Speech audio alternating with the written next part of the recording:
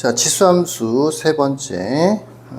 지난 시간 영상 말미에서 평행이동이나 대칭이동을 시켜서 새로 만들어지는 정의역은 뭐 상관이 없고 치역, 전분선 이런 얘기를 한 적이 있죠. 그거 말고도 많이 출제되는 게 평행이동과 관련돼서는 뭐 예를 들어서 이런 거 y는 2분의 1의 x제곱 요것을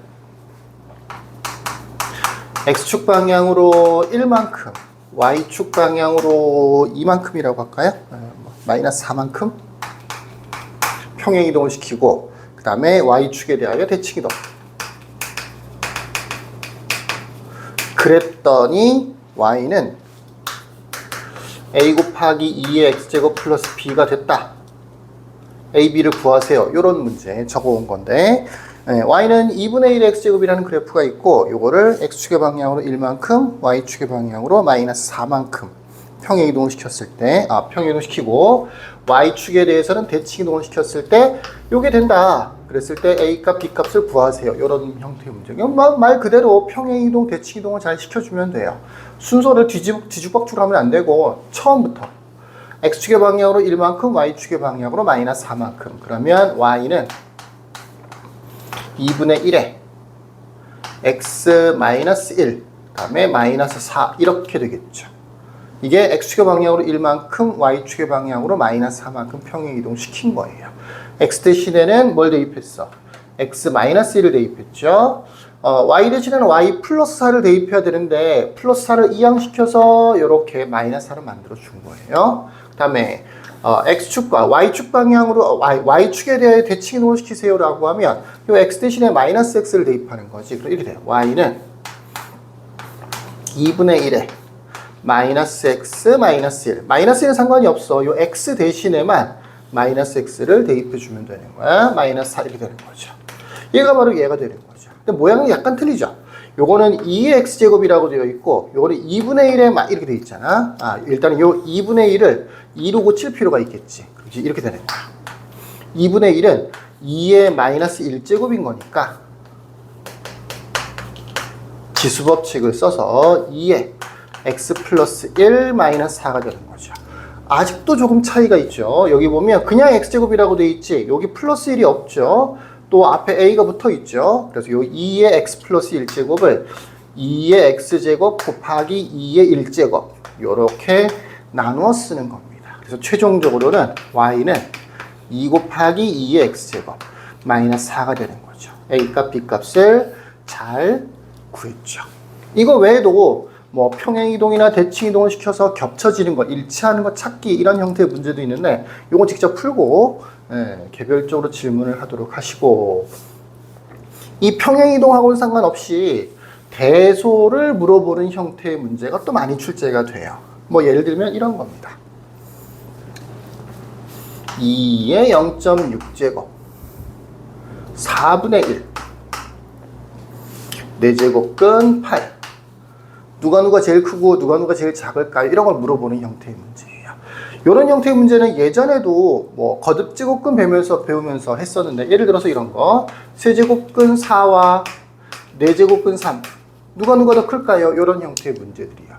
요것도 대소를 비교하는 문제고 요것도 대소를 비교하는 형태의 문제인데 문제를 풀이하는 형태는 약간 틀려. 얘 같은 경우에는 기본적으로 밑이 좀 다른 숫자들이에요. 근데 얘네들은 밑이 다 비슷비슷한 숫자들이야. 다 다른데요 싶겠지만 전부 다 2랑 관련돼 있어. 얘는 그대로 두고 4분의 1 같은 경우에는 2의 마이너스 2제곱으로 고칠 수 있고 0.8은 2의 세제곱 되는 거니까 4제곱 같은 경우에는 2의 4분의 3제곱으로 고쳐줄 수 있어. 이것들은 밑이 서로 달라서 밑을 똑같이 만들어줄 수가 없어. 근데 얘네들은 밑을 다 똑같이 만들어줄 수 있어. 밑이 똑같으면 뭘 하면 되느냐면 지수끼리 비교를 해주면 되는 거예요. 지수 0.6과 마이너스 2와 4분의 3입니다. 제일 큰 거는 얘겠죠. 이게 1등이겠죠. 제일 작은 건 얘죠. 그러니까 얘가 2등, 얘가 3등이 되는 거야. 원래는 밑이 1보다 큰 2죠. 그래서 역시 얘가 제일 큰 거고 최대가 되는 거고 그 다음에 얘 이렇게 밑을 똑같이 만든 상태에서 지수끼리 비교를 해서 누가 더 큰지를 확인해 줄 수 있는 그런 형태의 문제인 거고, 이거는 그렇게 안 했었죠. 예, 요건 똑같이 뭐 굳이 지수로 고친다면 3분의 1제곱하고 4분의 1제곱인데 보통 12제곱씩을 똑같이 한다 그랬었죠. 그럼 이거는 4의 4제곱이 되는 거고, 요거는 3의 6제곱이 되는 거죠.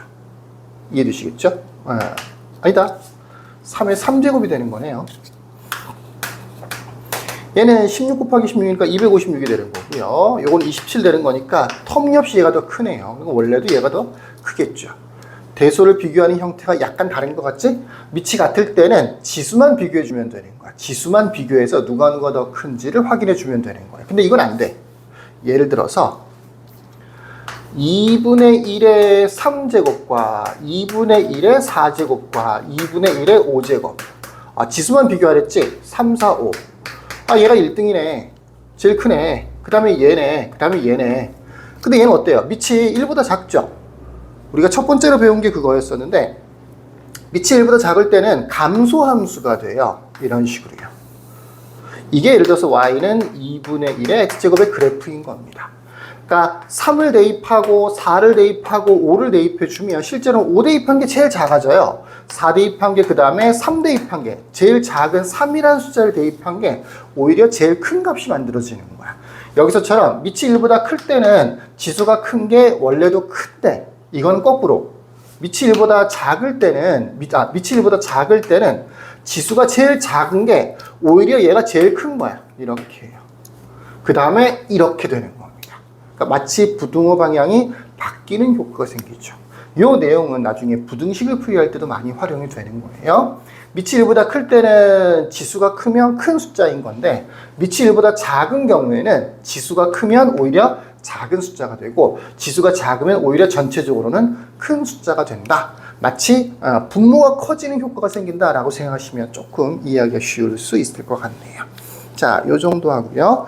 다음번에는 최대 최소에 대해서 좀 배워보도록 할게요. 여기까지. 끝.